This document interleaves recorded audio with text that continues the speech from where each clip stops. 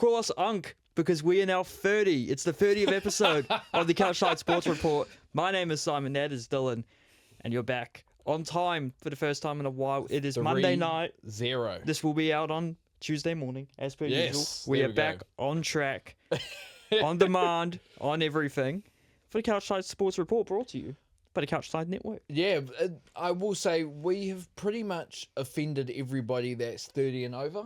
Well, I don't think that's by any of our saying listeners. that Anka's 30. Yeah, it's a good point. Well, That's a good point. You never know. I could be mistaken, actually. Yeah, you never know.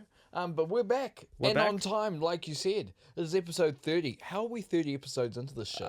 It surprises me every week we do this and we Yeah, see yeah. the new episode. We're like, holy shit, 30 already? Yeah. Oh, crap, 20? I remember when we got to 5 and we were like, Wow, God, we got to 5? we actually got to 5 because the last podcast we tried to do before this, Yeah. I think we got to 3 or 4. Yeah. Now this one, 5. Shout out to us for getting to 30. Shout out to Sports Story. That's our Real first ones one. remembered, no one remembers. No, but but we a lot got of- to 30, man. We got to 30, and here's the And counting. and to several more. But we've got a lot to talk about. We do. Not a lot of massive games, but just a lot of everything. A lot to talk about, a lot to chat, a lot to, Yep. spread our opinions about and probably piss off some people. Put ourselves out there. Of and course. Piss somebody off. But looking very forward to talking about a lot of this stuff, and I know you are as well. Yeah, man. You're doing well, I assume? Yeah. Yeah? Yeah. We're recording this on a Monday. Monday is usually the chillest day of my week. Yeah. I know you've been a very busy man, but it's been good. Was actually able to catch some sport over the weekend. Yeah. Instead of just looking through results and highlights and stats and making very good opinions from there. Yeah. But- And the occasional compilation as well. yes. But yeah, no, I've been good, man. That's I've been good. good. You've been good as well. You've been a very busy man. Oh, I don't know if I've been busy. I've just been lazy, but yeah. No, we're going we good. all it happens to all of us, man. Oh, I know. But look, we can say we're lazy, but we should be proud of ourselves. This is our 30th bloody episode. It is, And and we've done this consistently Crazy. with not very many breaks. I know So, it's not. I'm not the most consistent person there, so I'm quite surprised that we've managed to stay on so long. But we have, man. I think without further ado, we should just Before we further ado it, before we get into the standard, let's do the standard pleasantries. yes, the standard pleasantries. That's a great way of putting it. Go and follow us on the socials at couchside.network on TikTok and Instagram. You can also watch this on Spotify and YouTube. And I wish I'll get into the sports, the local sports first. Yes. And we're getting into something that has started back up. What? It is week 1. Yes. I'm excited because it's basketball. Lenny, and you it's take something I control can here, definitely mate. Talk about. What's that? Len, you take control. Oh, there we go.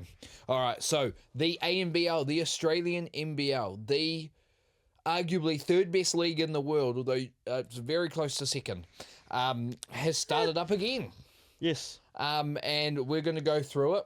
I'll talk about the Breakers games because I actually did watch a lot of them.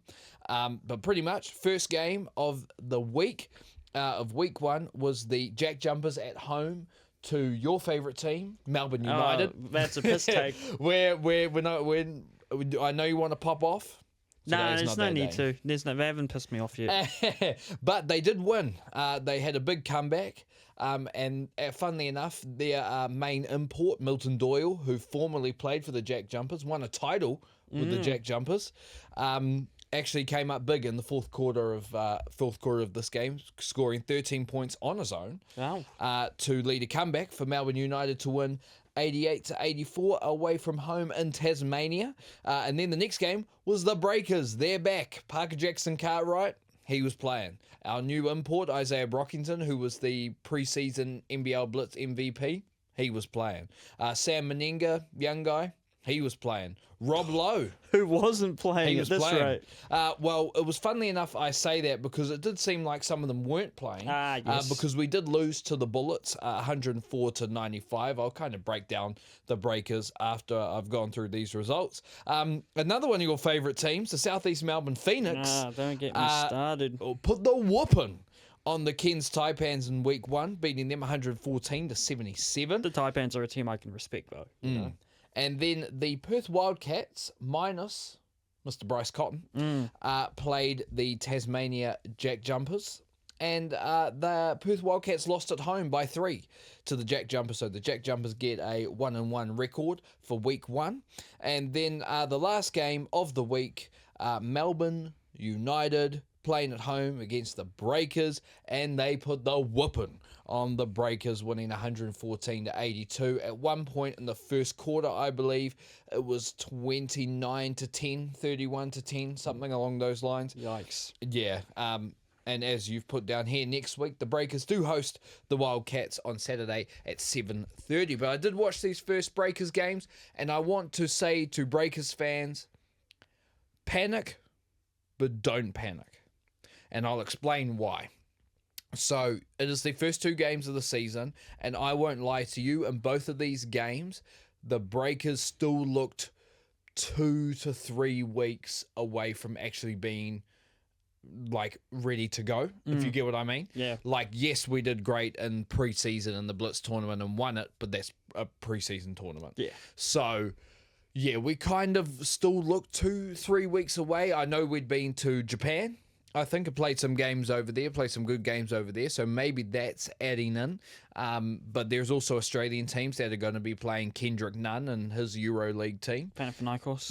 There you go, thank you. Panathinaikos very soon, so it's not necessarily an excuse. But there was good moments there. The big thing for the Breakers, at least from this week, man, we lost games on turnovers. We had turn over the ball all the time. That's what I noticed as well. Yeah, and it put us in situations we couldn't come back from. I think a lot of that comes down to, I still think there's too much on Parker Jackson-Cartwright. Yeah.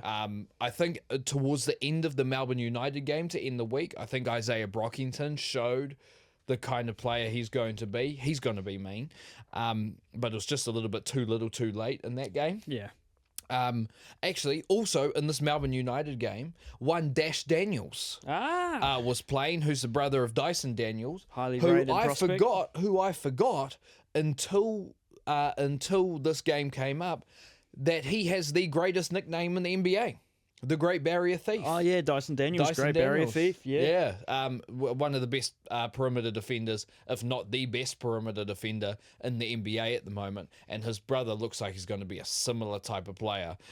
Looked really good for Melbourne United coming off the bench. Also, Finn Delaney, former Breakers player, played for the Breakers for years. Nelson Kidd played great for Melbourne as well, I do have to say. But yeah, Breakers fans, panic, but don't panic. Yes, I wouldn't say these performances were good, but at the same time, I think all the stuff is fixable. But I will say, our coach, Koppinen, after I know it was his first year last year, if it keeps going like this, he will absolutely be on the hot seat for sure, especially with quality coaches like Judd Flavel, who's been, he was part of the World Championship team back in 2002. He's been a mean-ass coach for years. I think he's been well deserving of an opportunity to coach an ANBL team for ages now. He's there as an assistant coach. You've actually got a great crop of assistant coaches there. Family friend of mine, shout out to Matt Lacey. He's a coach there as well. So, yeah, Koppinen could be on the hot seat if it carries on like this. But at the same time, I do think, very similar to the All Blacks, everything that I saw, at least as somebody who's played basketball for years, is fixable. The big thing is going to be, can we limit the turnovers, and really, can we protect the paint? Yeah. My God. For the Brisbane Bullets, another Kiwi, Tyrell Harrison, killed us in the paint. In this Melbourne United game, Jesse Edwards, 7-footer, he killed us in the paint. It's going to be interesting to see. I think an easy adjustment for that is bringing our import, Rob Baker. I think it's Rob Baker the second. Yes. It's either the second or the third. I think he might be the second. Yeah, into the starting lineup, because he's athletic enough to meet you at the top, can contribute quite well offensively, and is strong enough to handle big guys. Yeah. But we'll be able to get around them anyway. So I think he's got to play more minutes and get the start there instead of, even though I love him to death and he plays mean as in the NZNBL, but Rob Lowe is of now a backup big in the ANBL. So, I'd like to see Rob Baker, and once he's back from his concussion, which is why he didn't play against Melbourne, Sam Meninga, I think they'd be great together. But look, it's just going to be building. We still have Kareem Lopez. Parker Jackson Cartwright is, hopefully we can take some pressure off him, although he's dealing with a rib injury at the moment as well. So, yeah, panic, but don't panic.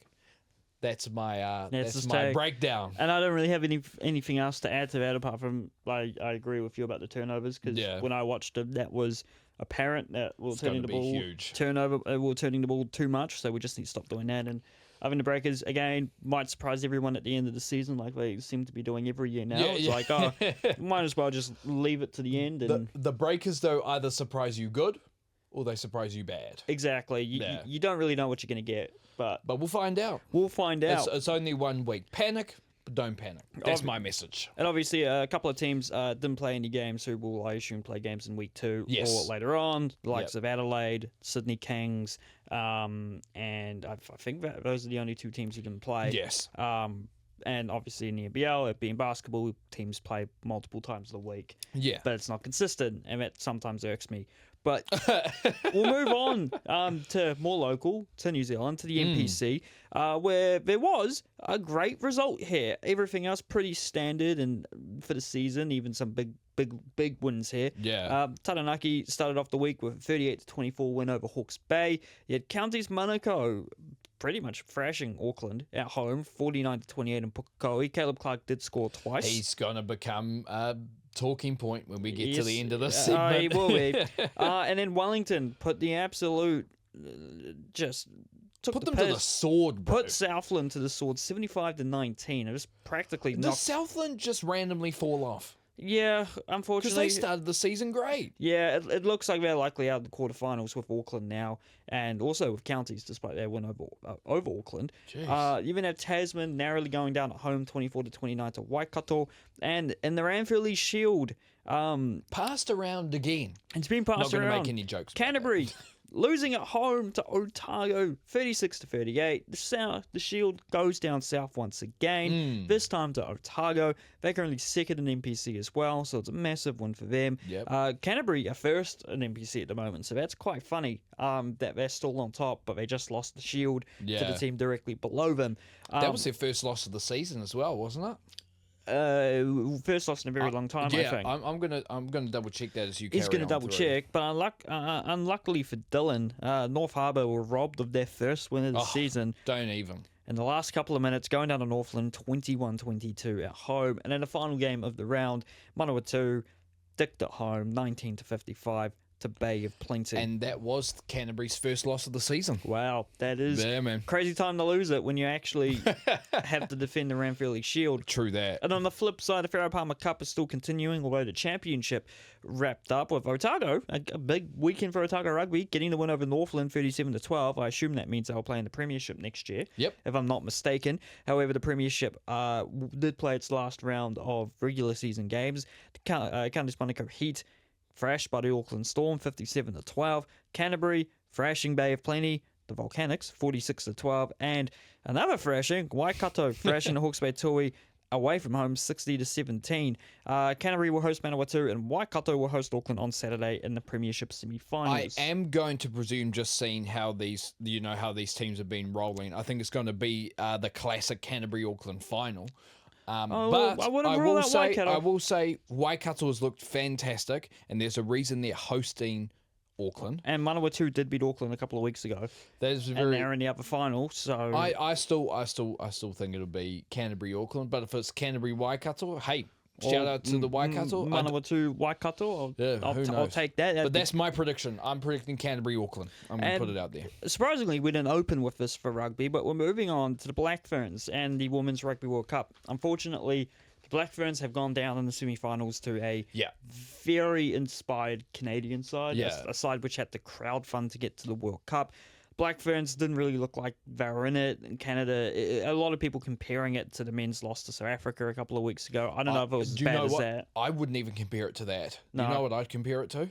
I'd compare it to us losing to England in the semi-final of the 2019 World Cup. I think that's a good point. That's a much better comparison. I'm unfortunately not surprised we lost this game, 19-34, but I think it was the way the game was lost.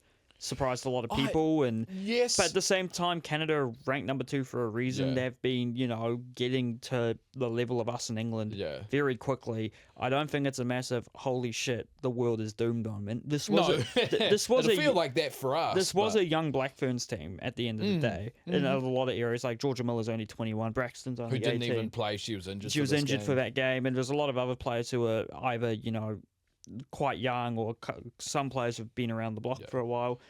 I would see it as a little bit of a transitional World Cup, but I don't think like it's a failure or anything. No. Also, it's not a failure because look at what this World Cup has done for the game. Yeah. Like every stadium, I swear, has been sold out. Yep. You're getting massive push on socials. And even if you're not, and I've been very disappointed about the fact that it's not getting pushed here in this country. Yeah, enough. it does surprise me a bit too. Yeah, but it's been getting a massive push on social media. It's been awesome. Well, I know in Canada specifically, like a lot of people there have rallied around the team. Canada is not funded and being as much as they are being second in the world. Like that's like even outside of that, it's generating money. Yeah. Like, that's the argument people make, and it is somewhat a fair argument for some sports. But it is generating money. It is generating people watching it. Sophie De Goody, what she's been able to do at lock is insane. Yeah. She's kicking every goal at lock. I know. She's won the most lineouts. I think she has the most carries. It just sounds like nobody here. Bro, as in former Australian captain. Yes. What's his name? Forgot his name, but you know who you mean John Eales? John Eales. Yeah, she's almost like a woman's version of John Eales. John Eales kicked goals and kind of did everything. Yeah. That's why we named him Nobody, because nobody's perfect. Yeah. And I of course I got up to watch the semi-final.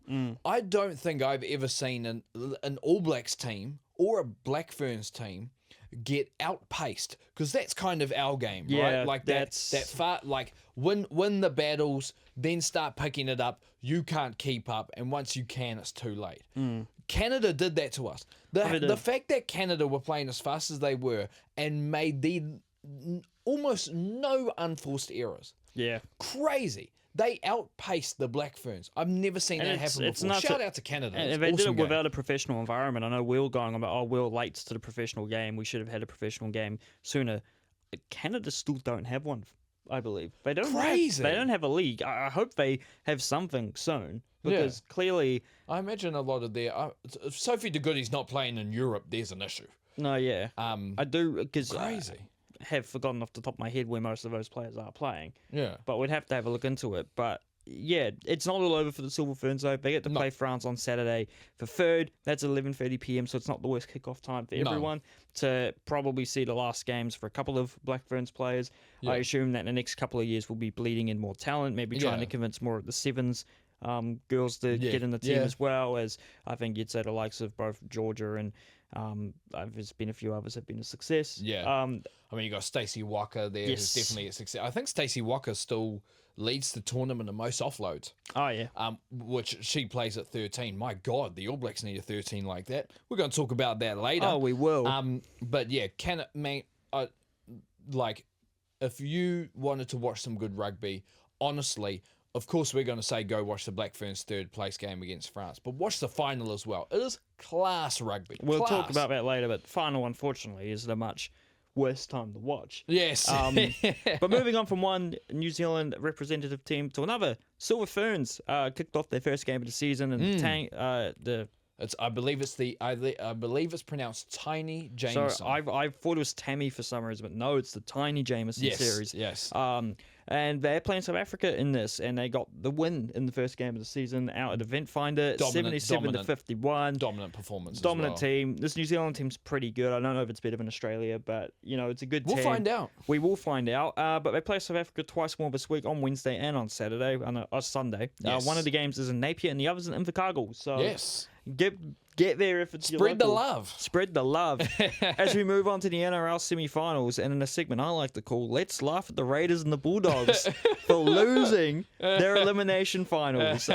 Semi-finals actually. The Raiders at home lose to the Sharks 32-12. Very good sense of sportsmanship by the Sharks fans as they started doing the Raiders Viking clap in the last minutes of the game. 20 points up as the Raiders are staring. Hey, you paid for the ticket. Yeah, you paid for the ticket, Man, fair enough. and they went up to Canberra, I'm pretty sure. And then the Bulldogs were down, I think 38-4 at some stage. It was I think it was 38-6 at halftime. Yeah. Or 38. It's a something home along those game lines. for them as well. Go down to the Panthers, 26-46. A lot of Raiders and Bulldogs fans making fun of the Warriors for going out when they did, only to get worsely beaten on a bigger stage at a game with with more stakes on the line. It means the Raiders and the Bulldogs, who were two of the form teams of the season, the Bulldogs were on top for a while. They lost that to the Raiders, who kept it for as long as they did. The Raiders were minor premiers. The Raiders were minor premiers. They will not play a prelim final. The Bulldogs also unable to finish in a prelim final spot after finishing in the top four. It means just the Storm and the Bulldogs got, not the Bulldogs, the Broncos got there, while the Sharks and the Panthers have leapfrogged them into that spot. Yeah. So it's I can't lie. I said this morning at work. I know people are gonna come at me for this. I'll be honest with you.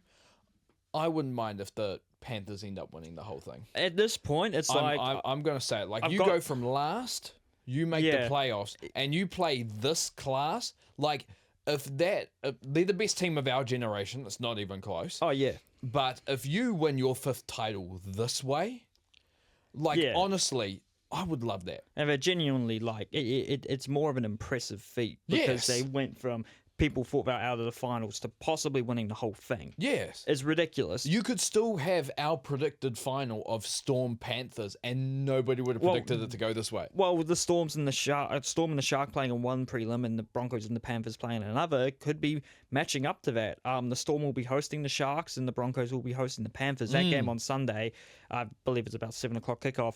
That will be a feast for the eyes, a rematch of the 2023 NRL Grand Final. It'll be a game I need to remember to watch because it will be a good one. And honestly, out of those 4 teams, a lot of people might be more inclined to prefer the Panthers winning it all because no one likes the Storm. A lot of people don't like the Broncos because they're the Broncos, and the Sharks. I mean, a lot of people don't care for the Sharks. I'll tell you what, my uncle's going to be ecstatic if the Sharks get into the final. But the Storm might put 50 on them on the way. So who knows? We'll have to wait and see. Let's do this before we get into the last bit of the local sport. Oh, Let's throw some predictions out there. Prelim finals, Storm Sharks. Who you got, and what's the difference between the two teams? I got Storm 13+. You got Storm 13+. That's a big call, but that's what I'm going with. I am going to go, Uncle Matt. I'm sending my condolences. Oh. I'm going Storm, but I'm going 1-12. Fair enough. It is a prelim final game, so you'd hope it'd be close. Yeah. Broncos Panthers. This game could go either way, in my opinion. It could be the Panthers. It could be the Broncos. I don't want to predict who will be, but I think will be within or under 2 points. Well, I'm going to throw myself out there because we're putting ourselves out there on camera to the internet.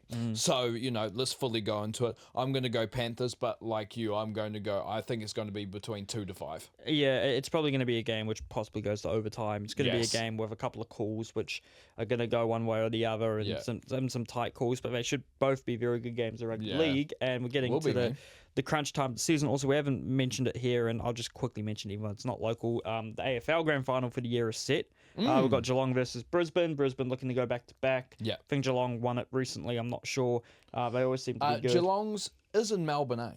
Are they in Melbourne? Out of Melbourne. It's like...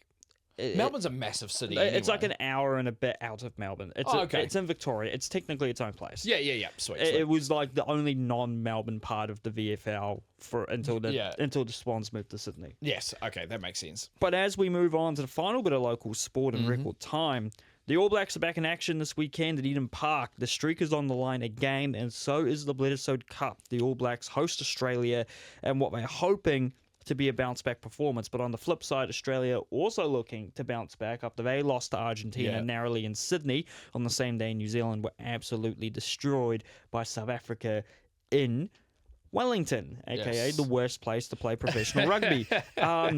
So both teams are looking to bounce back. Australia, I think, aren't in a situation where Joe Schmidt will be making rapid fire changes.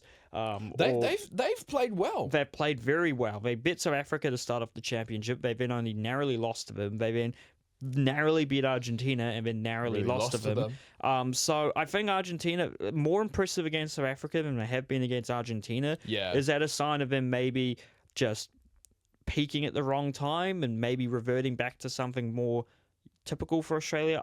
I don't know. Or typical recently of Australia. Typical recent Australia. And honestly, I don't want them to just all of a sudden play like shit because they're playing the All Blacks. I hope not, man. I want it to be a good game, but I do want the All Blacks to put in a performance like the one in that first South Africa game, one where we were disciplined, one where we weren't making silly mistakes. I hope, and we said this in our last episode, I do hope the All Blacks have used this 2 weeks to find the purpose of playing for the All Blacks again. I think honestly, everybody has to do that. It's sport, it's life, it happens. I hope they've done that. I hope a couple of captains have came in and basically told them to buck up and pretty much and get prepared and to remember what their purpose is. And man. The fact they're playing for the Fern and everything is on the line.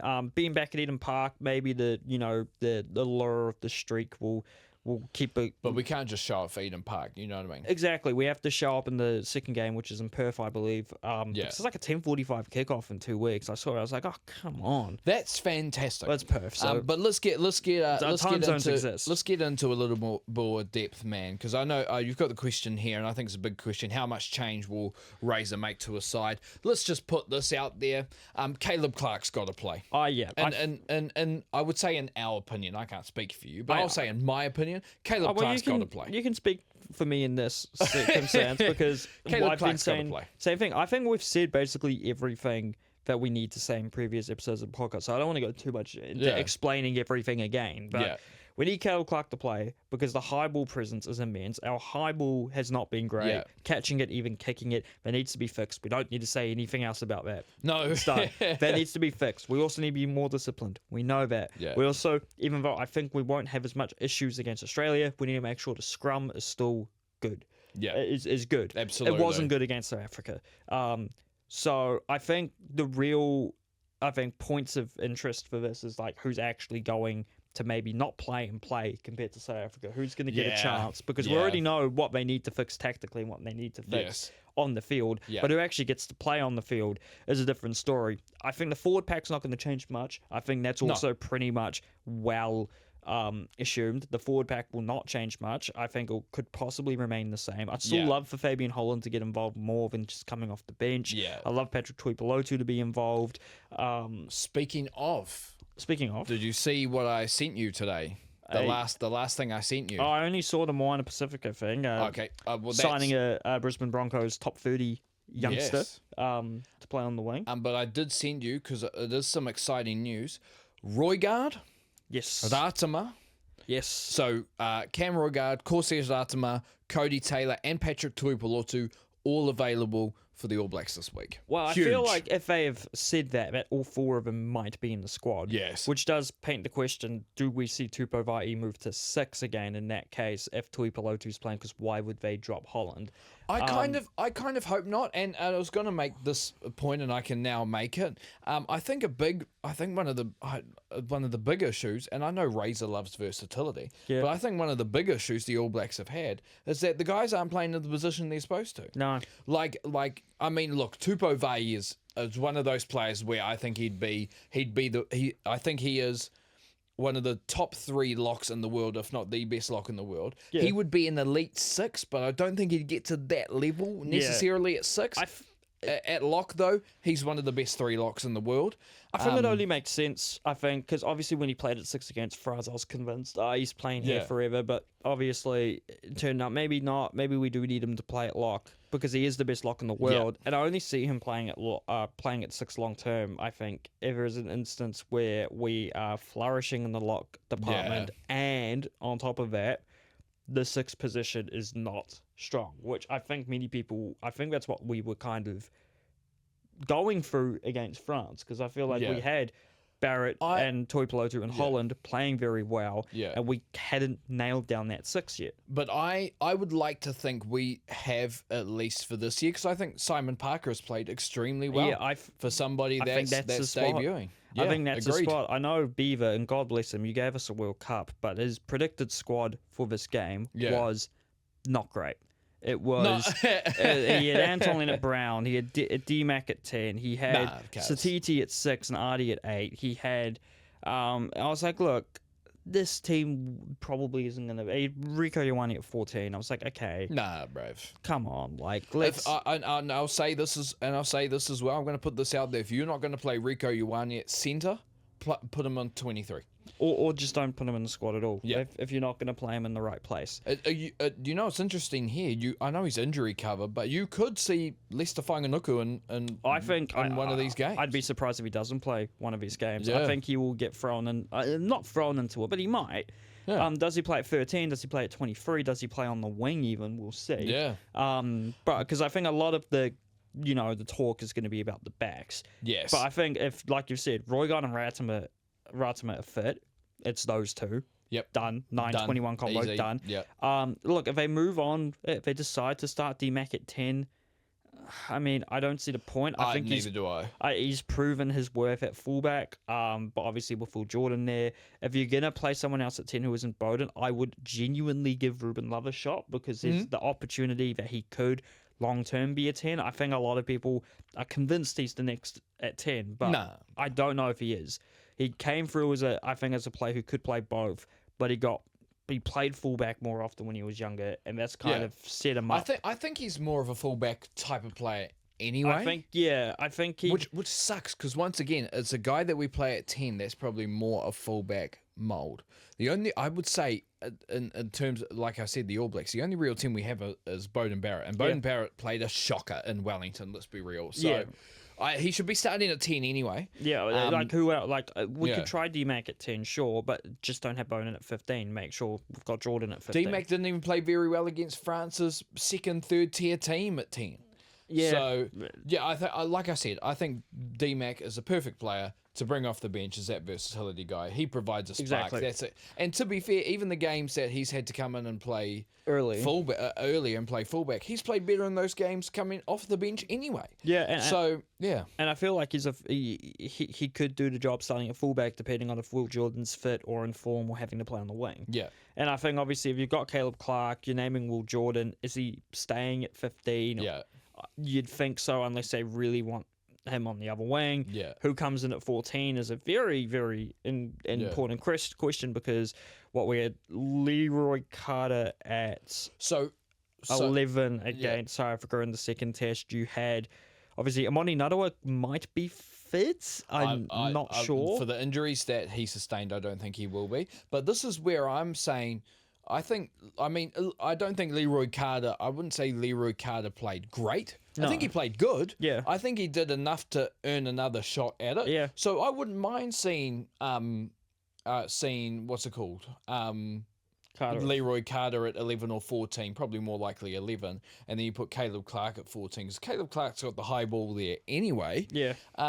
And he's, Leroy's more of the speed agile guy, where Clark is more of the power guy. You just kind of have them swapped a little bit. Yeah. So but I wouldn't mind that at all. Or you could have Clark Jordan and McKenzie at the back. I'm not against that as well, especially against Australia. It's maybe a rotation you want to play. Yeah. But we do need pace, and I think we probably want Leroy Carter's pace. I know Caleb's not the slowest as well, so those two would be great. And we just need wingers that are wingers to play on the wing. And I think Caleb Tangito, when he's fit, Karen Toimaifalo, when he's eligible, and Macca Springer, when he's more game proven, going to be three guys who are going to come in and bring in those attributes we need. I mean, obviously, centre is a very hot topic I think we probably see Geordie remaining at 12. Maybe they give Tupaia a run there, or maybe they give him a run at 13. I think he deserves more chances. I'll be honest, I really hope we put Tupaia at 12 and Barrett at 13. I think this is the perfect time to do it too. Yeah, do it against Australia. I'd love, like I said, we've said this before. It's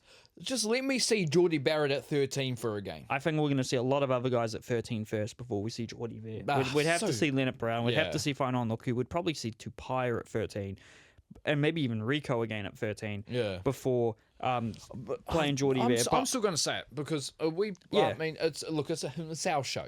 But I hope so. Yeah, I'd love to see Quinn at 12 and Geordie Barrett at 13. I think Geordie Barrett would, like I said, I think Geordie Barrett is, has got the skills in the game to play at 13 that we really need at 13 right now. And I think Quinn Tupaia has earned an opportunity to start at 12. Absolutely. And as a guy, like I said, he plays hard. He's great. He's great defensively. He can hit you hard and get penetration, which pause. But yeah, I like I said, I'd love to see that combination just see what happens. But yeah, there's going to be some interesting selections there. Yeah, I'm going to put this out there. It's not going to happen. But I would not be mad. Yeah, if we had Holland and Vai'i starting with Ardie Savea as captain. Yeah, I don't think that'll happen. I don't think Scott will get dropped. Could he have the captaincy removed? Possibly, but I don't think he will be dropped. Yeah, but I'll say it. I wouldn't mind it. I honestly wouldn't mind it. I'd love to see, because I think we missed Patrick off the bench, but again, Holland's not bad off the bench, but it's like he could start, but do you get rid of We've Scott actually got depth at lock. That's the crazy thing. And that's not even including Sam Darry, who deserves to be in that conversation. And even is he in this injury cover at the moment? He is. He is. Yeah. And then even like you've got guys like Arcoy and Lord and Berry and Shafoon and whatnot who are and Walker already we do have depth, so who are there for the opportunities. So I'm going to put it out there and say not mind it. I guess all I'm hoping for. Look, I hope the All Blacks get the win, and I hope. Like you said, we stay disciplined. Yep. We win the high ball. But what I'd like to see is we get the basics right, man. Get the basics right. Let's get the basics right. Because that's what previous All Black teams have done. We've got the basics right. Then we'd be able to play our game. Then we speed it up. Nobody can catch up.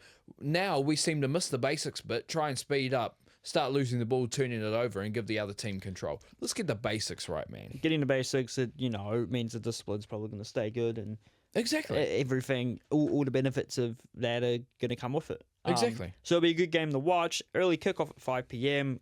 So afternoon into evening game at Eden Park. Yeah. And then also that will mean that South Africa and Argentina play the next day. Don't know exactly what time. This game is in South Africa because the Argentina home game's at Twickenham. So, and I know that's the later of the two. Yeah. They will make way more money in Twickenham than in Argentina, unfortunately. Yeah. But it's somewhere in South Africa, so it'll be a 2 or 3 o'clock in the morning kickoff on Sunday. Yep. As per usual, but that's a local sport all wrapped up and done and mailed to your mum with a bow on it. And we're on to the international sports. Nailed with your mum with a bow in it. No, mailed to your mum with a bow on it. Oh, mailed. I thought you said nailed. Mailed to your mum. Mailed, yeah. Okay. I came up with it on the spot. I thought you said nailed to your mum with a bow on it. I'm not nailing any mums. Not nailing any mums. Hey. You sure? Not at the moment. But that's why we do this. But speaking of international sport, which Let's we weren't, Formula One is back in Azerbaijan, in Baku, Azerbaijan, and this was a great weekend for one Liam Lawson. Yes. One weekend he desperately needed after a pretty dogged qualifying session, which was dogged by crashes, delayed for about an hour, if not longer, and included so many crashes. Liam Lawson finished in third, just behind Carlos Sainz and Max Verstappen. So a massive qualifying. A little bit of luck. That went his way, let's be real, but absolutely. At the same time, so great for him, especially after what happened started this Everyone year. got an outlap and he still put it on third. And the race itself, the car was quite slow, and unfortunately, Liam did drop down to 5th, but 5th is sensational. It's 10 points on the driver's standings. The only cars got overtaken are very quick Mercs. Those Mercedes are so fast. The fact was and he managed to keep out Yuki Tsunoda, who finished 6th, and Lando Norris, who finished 7th. Oscar Piastri did lock up on the start and then crash halfway through the first lap. Tough. So that was a DNF for him. But Max Verstappen led every single lap and took the win. George Russell moved into second, and Carlos Sainz got his first podium for Williams, finishing in 3rd. He gets his first podium for Williams before Lewis Hamilton gets his first podium for Ferrari. Crazy. So that's a funny stat. Antonelli finished 4th, and like we said, Liam Lawson in 5th. Next race is Singapore, Monday the 6th of October at 1 a.m., including the Singapore Grand Prix. There are 7 races left. Piastri leads Lando Norris by 25 points currently, while Norris is 44 points ahead of Verstappen. And before we move away from the F1, I was accused of not watching F1. By who? By me? No, not by you. Ah. By somebody at work. Well, the answer is, I'll be honest with you, no, I don't. There's a reason why, though. Look at the time of these freaking races. Yeah, it's. Are you kidding me? Baku started at 11, which is better, because it starts earlier in the day and it's like east of Turkey. Yeah. But Singapore, because it's a night race and even though it's close, starts at 1 a.m. in the morning, which is quite annoying. Like, it's in Singapore. Why can't it start at like 7 like Japan? Even Las Vegas starts at like 7. Yes. But I will say something I do with F1 is I do absolutely keep up with F1. That's Absolutely. for sure. For the love of sport, baby. For the love of sport. And moving on to the Premier League in England, Premier League football. Liverpool beat Everton 2-1 in the Merseyside derby to keep up the good form. Gravenberch was excellent in this game, and it's now coming into the potential that he had at was it at Ajax? He was at Ajax. The Bayern move fell through.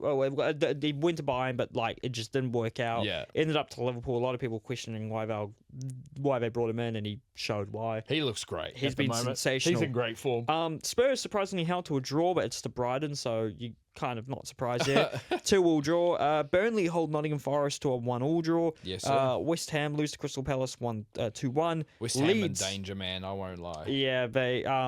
I was talking to my boss at work, supports West Ham, and we were talking about if they brought in Nuno for Graham Potter, I think that would steady the ship immensely. It's probably, yeah. Because he did that with Forest and West Ham on paper. You probably say their team is not that much worse than Forest's team, but they were finishing way better than them last year. So we'll have to wait and see. Wolves, massive loss at home, 3-1 to Leeds. And then Man United in an absolutely crazy game, which saw Robert Sanchez sent off after about 10 minutes. And 2 injury and red card forced substitutes happened in the first half an hour. Beat Chelsea at home 2-1. Champions of the world defeated by this Man United team. Oh, brother. Moving on, Fulham, big win over Brentford 3-1. Huge for them. Bournemouth and Newcastle play out a 0-0 draw. Aston Villa, for fuck's sake, 1-0 draw to Sunderland, selling everyone's fantasy teams. I'm playing my wild card this week. If an Arsenal rescue a late draw in injury time at home to Man City 1-1. Biggest game of next week is probably Newcastle-Arsenal at 4:30 on Monday. There's not really any other games of note. Although Man City play Burnley, so expect an Erling Haaland hat-trick. The Champions League has also started, and we'll only go over a couple of the games. Arsenal unfortunately beat your Basque brothers in Bilbao 2-0. Juventus and Dortmund play a 4-4 draw in Turin. Benfica lose at home to Azerbaijan's Karabag FK 2-3. Bayern smashed the world champions Chelsea 3-1 at home, and Liverpool leave it late like they seem to do this season to Atletico Madrid 3-2. No Champions League this week. It will re-kick off in about a week or two. And the other Women's World Cup semi-final, England played France and won 35-17. Not a real surprise, but the final will be between England and Canada. That's this coming Sunday morning at 4 a.m. But as you know, the bronze medal match between the Black Ferns and France is at 11:30 on Saturday. Are you thinking about NFL already?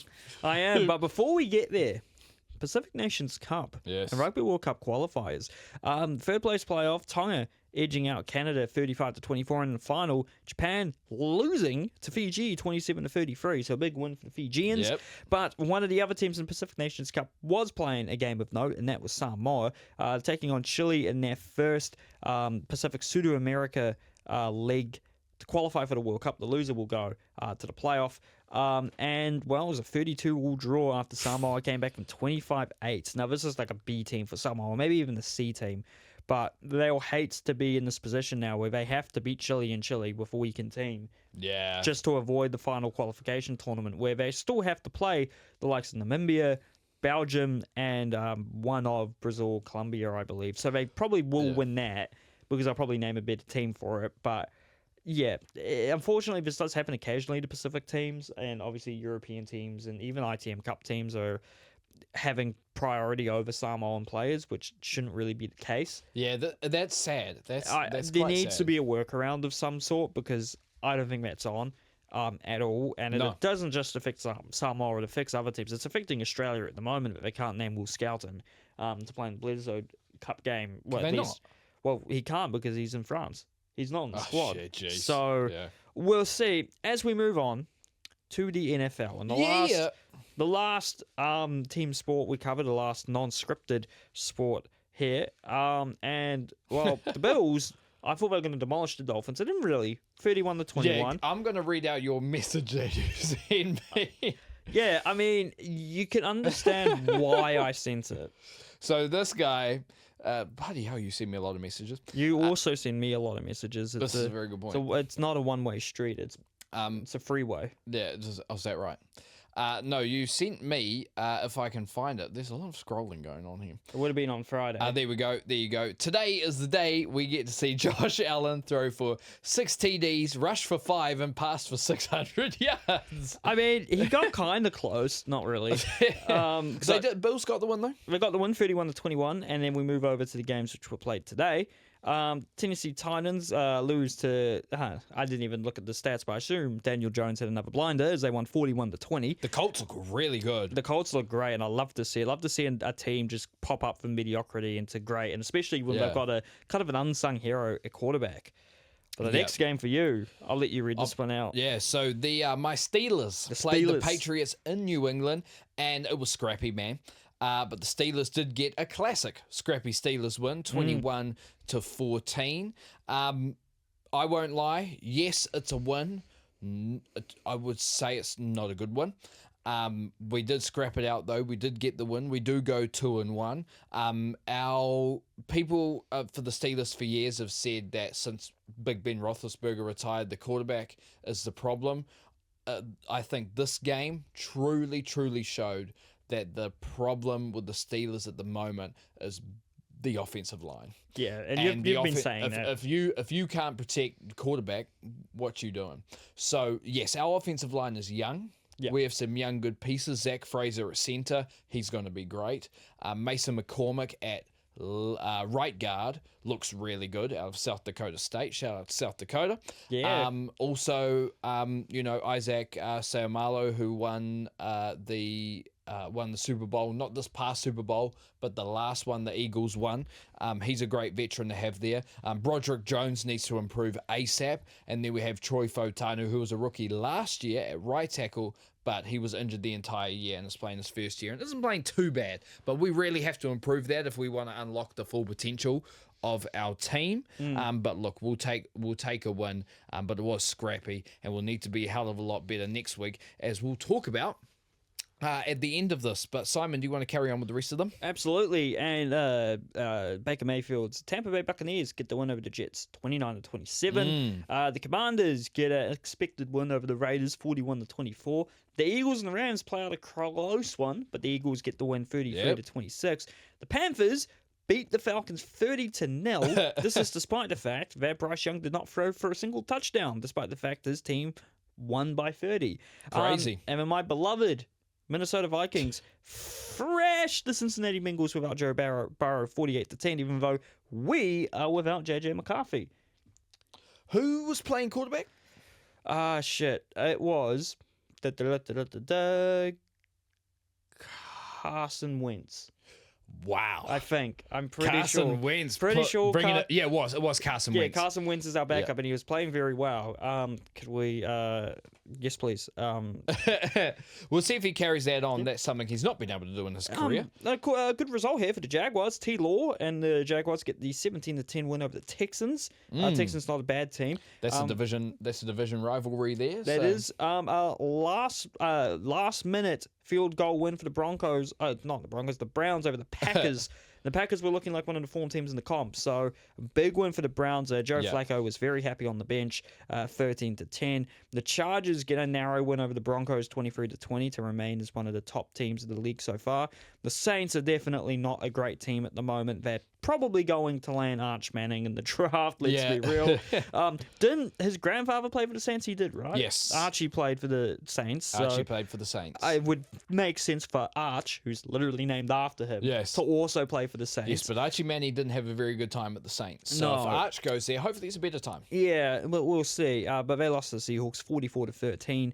The 49ers narrow win over the Cardinals 16-15. They're loving a close win right now. Caleb Williams has found accuracy. He has found being a consistent quarterback, at least for one game, against the Cowboys, 31-14. What a game to show off against the Cowboys. And thank you for putting the Cowboys in the dirt on behalf of all NFL fans outside of Cowboys fans. Thank you, Caleb. In the Chiefs, they get a pretty tight but not so tight win over the Giants, 22-9. The last game of this week is Ravens-Lions, which we were still going to hype up. It's on tomorrow, Tuesday afternoon at about 12. Yes, sir. Looking into week 4, first international game of the season, but it's also the CouchSide Derby. It is the CouchSide Derby. Between Dylan's Pittsburgh Steelers, my Minnesota Vikings. They'll be actually held at Croke Park in Dublin, usually the home of Gaelic football and hurling. Yes. Massive venue, about 82,000 seats. Oof. But that's a Monday morning game. It is at 2:30 in the morning because it's in Europe, which is unfortunate. So we'll be waking up to that result. Now, shall I remind you? Yes. The last time the Steelers played the Vikings were up 36-0. Yeah. And almost lost it. Crazy. Don't think that'll happen this time. No. I would love to say, with the way the Steelers have played, especially against the Patriots, against a team as good as the Vikings, it's going to be tough for us. But I'd take the win if we have it. But the CouchSide Derby is on. And the Vikings, I think, are a similar team to the Vikings last year. Maybe not as high up, because the Vikings did have like a very unexpectedly good season. They weren't expected to be good, and then they were very, very good. Yes. But other games of note, the Buccaneers versus the Eagles on Monday at 6 a.m. should be pretty balanced. You've got Baker Mayfield. That's going to be a measuring stick for the Bucks for sure. Exactly. The Bucks can knock off the Eagles, and I think it's a good sign for Baker Mayfield and his team that they can maybe go even further than many people think. And then some big games later on the same day. Chiefs-Ravens, that's huge. It's a massive game. It could be an AFC conference final. And then the Cowboys-Packers, those teams hate each other. They're in the same conference, right? So They are in the same division. conference. Same division? No, they're not in the same division. Are they not? Packers is NFC North, Cowboys is NFC East. Why would the Cowboys be in NFC East? Because they play... I don't know, but they are in the NFC East, and they play Philadelphia, Washington. Oh, that's right. And who's the other team in that division? Philadelphia, Washington, and it's not Giants. It's the Giants. The Giants. That's so weird, because then you have the whole division of the Lions, the Bears, the Vikings, and the Bear. So you have the Bears, the Vikings, the Lions, and the Packers. Yeah. Make it make sense. America's just a big country, but those Cowboys-Packers will be a massive game.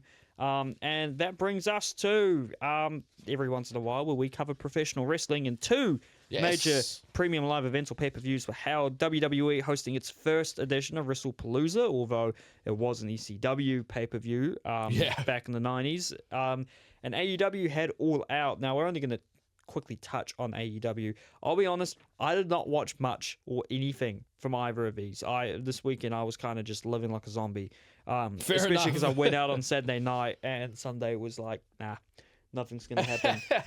But it was good. We were showing my good friend of the podcast, Connor, doesn't really know a lot about baseball, and we were kind of explaining to him how baseball fields aren't consistent, and he seemed mortified that there's not consistent dimensions. And we showed him a 5-point vids video on the strangest Major League Baseball pitches of all time, and he was horrified.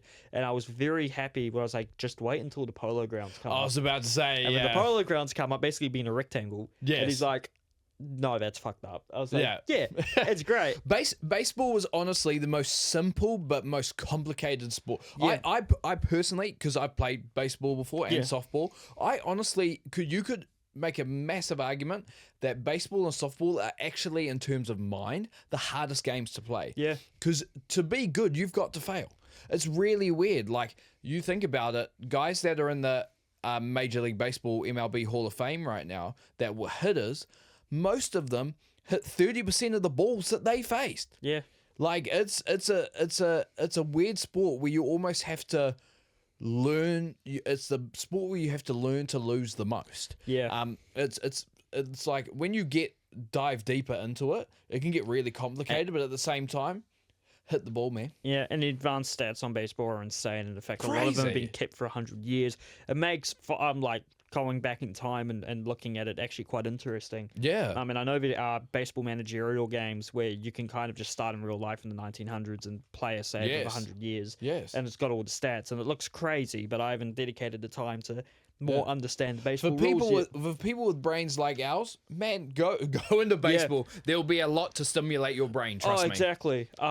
But yeah, we're not talking about baseball. We're talking about the WWE Yes, we are. and AEW. WrestlePalooza did start with Brock Lesnar versus John Cena. Brock Lesnar did win this match. Come on, just give it to John. I'm not the biggest fan of Brock Lesnar, but Yeah, I would have given John the win. Other matches, Bronson Reed and Braun Breaker, also known as Division, defeated the Usos in a tag team match. Jey Uso legitimately got busted up in this match, so did. I hope he's doing all right. And then we've got a couple of matches here of note. Women's World Championship match. Championship was vacant. Io Sky taking on Stephanie Fakir. Stephanie Fakir, less than a year after joining WWE, is your Women's World Champion. I think this is a great move. Stephanie Fakir is great. She has shown how good she is for a while now. She went to NXT at the same time as Julia when everyone thought Julia was going to just wrap it up, and Fakir got to her very, very quickly. Has made a big impact on the main, a decent impact on the main roster already, and has already gotten over with everyone. This would be great for her for some great potential matchups along the line on Raw, and potentially other people from SmackDown if they do bring other people. I do question. Is it I know she's fantastic. And she also has the best move in wrestling right now. But Thank you, Booker. But if you're a wrestling fan, you know. Yeah. But is it? I'm going to throw it out here. I know you just said what you said. I did question if it was slightly early. Nah, I think in that women's division, she's kind of on Raw. She's immediately positioned herself in the same kind of vein as, because you got Io and Rhea and Naomi at the top of that division. Because you're not talking about somebody because, like, I get that you've got to push her because you've got to keep this momentum going. I'm just thinking in my head, is it a little bit too much now, and it kind of filters out, if you get what I mean? Yeah, but I have a feeling like I think that question should be asked. You've also got Lyra and Becky and Bailey on that same roster, and even Asuka, Kairi Sane, who are all involved. So there's a lot of potential possibilities, but I think putting on Becky is not a bad idea at all, because she's clearly over. She's clearly a talented wrestler, and she's only young as well. So it could be the potential for her to have a very established WWE career. But also I think storyline-wise, they might want to explore the whole, because Io Sky and Asuka are kind of feuding at the moment. I think that would be an absolute banger of a match to have. Facts. Or maybe setting something up for Survivor Series. But it was announced Crown Jewel will still have the Crown Jewel Championships, which is champion versus champion for both genders. So we will see Stephanie Fakir face Tiffany Stratton. What's it called? Who's the other ones? Cody Rhodes versus Seth Rollins. Yes. Which will be a banger, by That'll the be way. a banger of a match. I'm surprised they're doing it so early, but it is not for the title, so it's like, it doesn't really matter. And no Money in the Bank's left to make anything suspicious. But moving on to probably most people's main event, the mixed tag match, CM Punk and AJ Lee taking on Seth Rollins and Becky Lynch. great to see AJ Lee back. Yeah, man. Her and Becky will definitely have a singles match, and I think we might see AJ Lee walk out as Intercontinental Champion at some stage. Very think it's possible. Also, forgot about the women's division on Raw. You've also got Roxanne Perez and Raquel Rodriguez who are doing awesome work at the moment. It's stacked. Especially when they're appearing on the AAA sponsored cards as well. Yeah. They're at Triple Mania. They're also at Worlds Collide in Vegas. So they're doing very well. It's looking healthy on the women's side. Fortunately, SmackDown, it feels like Tiffany Stratton's facing the same people every week. Yeah. It's Nia Jax, and then it's Jade Cargill, and then it's Nia Jax again, then it's Jade Cargill, then it's Nia Jax again, then it's but there are other people on that roster that we are. I think you'll see, you could see Julia on SmackDown get a push very soon. She is already US champion, but it feels like they've kind of forgotten about that. Yeah. But we might see one of the big Raw wrestlers end up on SmackDown in terms of the women's division. Who it is, we'll see. But Cody Rhodes did face Drew McIntyre in a WWE Championship match, and he did retain the bout. Love to see Drew as champion at some stage, but obviously didn't really make sense to take the title off Cody straight away. I will throw this out. I will throw this out there as well, because I know I've just seen comments on it. I don't agree with it. Yeah. But is the Cody Rhodes that we have now getting old? If you get what I mean.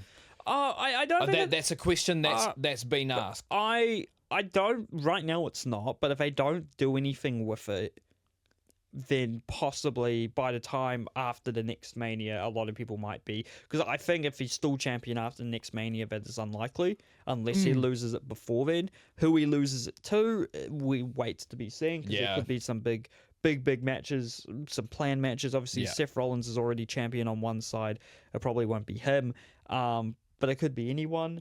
I mean, you still got Roman Reigns floating around. Does Reigns make a title push, but is it against Cody or is it against Seth?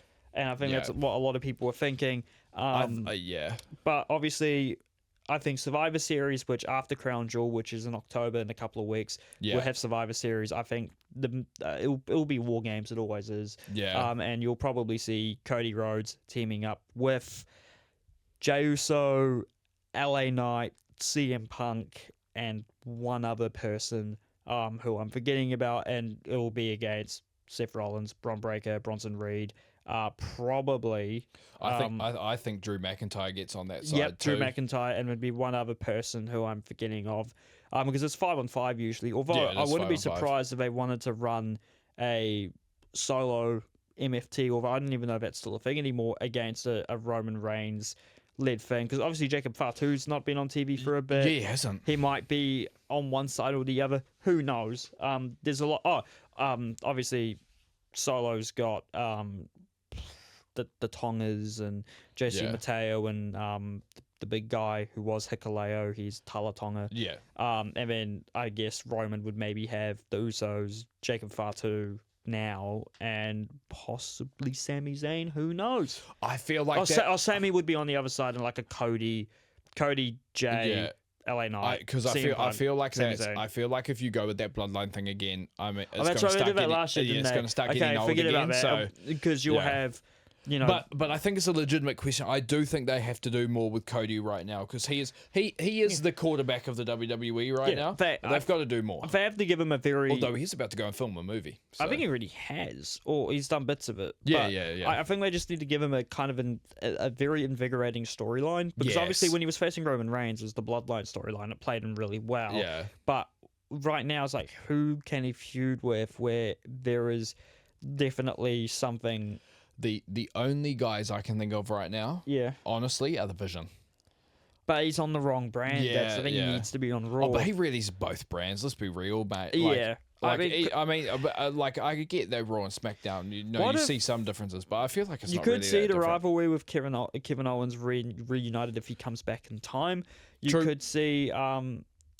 It's just really tough, because you don't want to assume you need a Raw. Well, some of the Raw guys could go for it. I think many people are assuming Sami Zayn will be in the championship match at the next WrestleMania. If it's against Seth or if it's against Cody, we'll see. Probably makes more sense for it to be Seth. Unless Roman Reigns reestablishes himself as a heel and he's not kind of tweener face, then I'm not sure. I don't think it makes sense. I think we'll probably, because WrestleMania in 2027 will be in Saudi Arabia, I believe we're probably going to see Roman versus we're gonna push for Roman Rock, and we'll get it. Yeah. I don't even know if it's a fight which needs to happen. That's the rumors as It's well. a lot of people like we need to see Roman Reigns. That could somewhat make sense. Also, It would. there are rumors that we'll see The Rock before Survivor Series as well. So We'll see. The Rock's obviously promoting The Fighting Machine, which is a movie I want to check out. Apparently, it's a is it Fighting Machine or Smashing Machine? Smashing Machine. Sorry, Yeah. I think, but it's like a movie which people are saying he might get Oscar nominated for, and the joke has been that The Rock plays the same character in every movie. So Yeah. I'm quite interested to see We'll see how good it is. Yeah. But WWE, lots of possibilities. And we're going to talk about AEW quickly. They man. had All Out, including the pre-show, 14 matches on that card. So That's surely too many, right? I've got 4 of them on the pre-show. So I guess it balances it out. And it's all very good. I guess. It's not like compared to like when WWE did that for WrestleMania, where the cards had probably average in-ring work. Most of these matches are probably much higher on that scale. But Okay. Yeah. I thought haven't watched enough to AEW to make that judgment. I thought you'd never be dethroned, but Timeless Tony Storm has lost the AEW Women's World Championships in a four-way match, which also included one of the signings of any promotion this season, Fickler, who's I think Austrian. She came over from a Japanese promotion. She's been killing in AEW. Jamie Hayter, who's very well known and well liked by AEWs, and Chris Statlander, who pinned Tony Storm and won the championship. So I think it's her first reign. Tony Storm's been dethroned. We'll see what happens there. And then, obviously, better known as Edge and Christian in WWE, but now known as Adam Copeland and Christian Cage, have faced FTR, who used to be the Revival on WWE about 10 years ago. So that's Cash Wheeler and Dax Harwood, I think. Yes. In a tag team match. But we saw the AEW debut of Copeland's wife, Beth Copeland, formerly Beth Phoenix. So she's now in AEW, and in the main event. Well, just before, was this the same match that that Adam Copeland, aka Edge, did a tribute to John Cena with the 5-knuckle shuffle and attitude adjustment? So yeah, Edge in an AEW ring did a "You Can't See Me," which the whole crowd yelled out at AEW because I think you have to. It's just one of those things. Yeah. But seeing at AEW TV and the commentators did not say a word. It was like they were being safe. It's Jim Ross, eh? He's there occasionally. Oh, okay. It's usually like. I think Tony Schiavone from WCW days, Excalibur, who came through PWG. He wears a mask. And I think, I don't think he was on this pay-per-view, but Bryan Danielson is now a full-time Dynamite commentator on their main show, which is great. And then in the main event, Hangman Adam Page defended and retained the AEW World Championship against young Australian Kyle Fletcher. Looks like a very young Randy Orton at times. Had a great match against Will Ospreay. He's the current TNT champion. I'm not sure how that was worked out. I didn't watch enough of it. Also, you've got to update me. I haven't watched much AEW. I'm going to have to. Yep. Because you saying these matches are class, and I believe you. Yeah. But before we end it, I wanted to ask about how our Kiwi boy in the AEW, Mr. Jay White, he's injured. is doing. Is he injured at the moment? He's been injured for a while, I think, but he's a part of Bullet Club Gold, also known as Bang Bang Gang. And he's partnered with Juice Robinson, who looks like a nutcase all the time. He's married to Tony Storm, and the Gunn brothers, who are the sons of Billy Gunn. They wrestle. I don't think they're identical, but they look very similar. One of the Gunn brothers is also injured as well. They have a really cool thing in that intro segment where they all stand kind of shoulder to shoulder, facing in a different direction. Yeah. And the camera spins around them and they do things. But because two of them were injured, they got life-size paper cutouts of the others and put them in their usual place. So when you spin it around, it looks quite funny. Beauty of wrestling, man. You can do shit like that and it's entertaining as fuck. I need to get you. You need to come over one day or something. Yeah, man. I know Disney Plus has AEW Live because it's through ESPN. Yes, here. yeah. So if you have Disney Plus, you can watch AEW at the moment. So, but I highly recommend when you can watch it because there's some great matches. Yeah. Obviously, the likes of Will Ospreay, Swerve Strickland, Jay White, currently injured, but there's a lot of up and coming young stars there. And shout out to MJF as well. He wrestled at I think Eastern Time, 1 a.m. in the morning against Mystico, formerly Sin Cara, in a CMLL show, and then not even 24 hours later in Toronto, faced off against Jay Briscoe. All Out. For a guy of his stardom to be putting in that amount of work, that's pretty tough. MJF, a great run in CMLL. He held a championship there. Mystico bid him for it. As played the role they wanted him. They wanted him to be the piece of shit foreigner who doesn't respect anything. He came out as Homelander from Peacemaker into the ring. Oh my goodness. He plays it up brilliantly. But he's great. I don't know if we'll ever see him in the WWE ring. He probably doesn't need to be. I think it's the case where a lot of the guys in WWE in AEW don't need to go to WWE, and I think that's good because it feels like WWE are trying to eliminate AEW, which I don't think should be the case, but it's because I'm not sure they can now. No, I think AEW is too backed. One.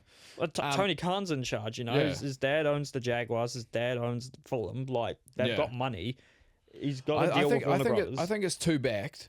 I haven't watched much of it, but clearly the product is good enough for people to fucking go to all these shows. I think WWE just if you truly want to eliminate it, which to be honest, with both sides doing that to each other, I don't think that's necessarily the worst thing. Because it makes healthy competition as long as it stays healthy. WWE's way of doing it is just assuming their product's better and then can't do that booking anymore. Shows on the same day at the same time. I won't lie to you. This WrestlePalooza card, I did watch the Bronson Reed, Bron Breakker, Usos match. Yeah. But I will say that card, yes, it made sense in terms of storylines, and yes, Brock Lesnar defeating John Cena, whether you like it or not, did make sense. But it was somewhat a mid card. Yeah, I think a lot of people were saying it was the worst WWE card of the year, which it probably is. Yeah, close when you think about it. And it hasn't been. It's probably not one of the worst ones the last couple of years. Although it's a shame because